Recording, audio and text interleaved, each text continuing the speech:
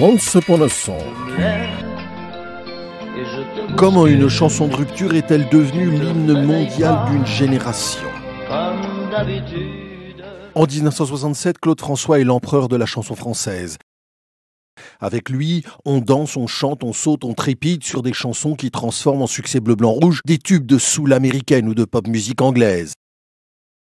Cet été-là, Claude François, Clo-Clo pour ses fans, est très malheureux. Après plusieurs années d'une histoire d'amour orageuse, sa chérie France Gall le quitte. France Gall, souvenez-vous, c'est Poupée de cire, Poupée de son, Grand Prix de l'Eurovision 65, un carton mondial.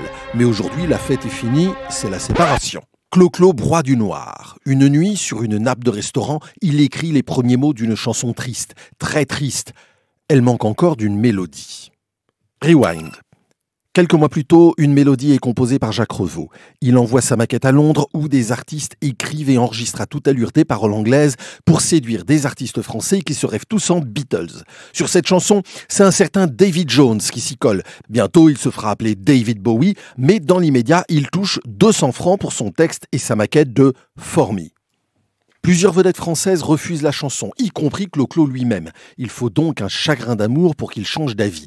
Et la chanson paraît sur le premier 45 tours de son propre label discographique, Flèche.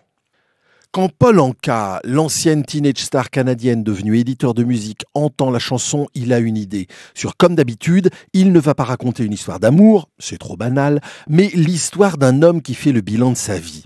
Et cet homme, c'est Frank Sinatra. Il enregistre My Way en une seule prise, le 30 décembre 1968. Pour Sinatra, cette chanson n'a aucune importance car il est décidé à mettre fin à sa carrière.